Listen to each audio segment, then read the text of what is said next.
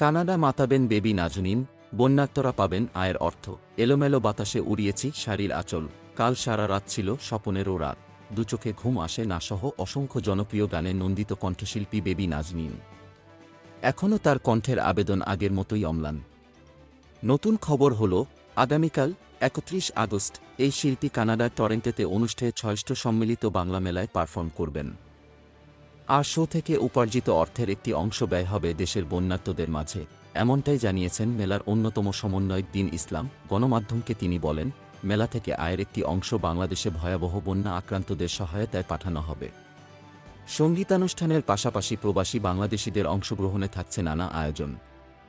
মেলা কেন্দ্র করে ব্যাপক প্রচারণা শুরু হয়েছে আরও আগে থেকেই।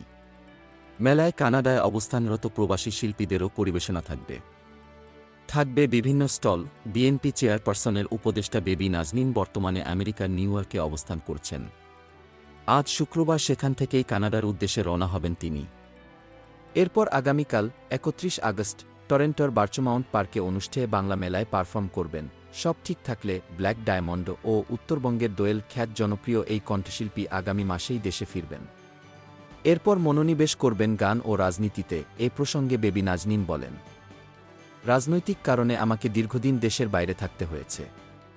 এবার ফিরছি, আশা করছি নতুনভাবে সব শুরু করতে পারব। গোলাম মুস্তফা, ডেস্ক রিপোর্ট, বিই নিউজ, ঢাকা।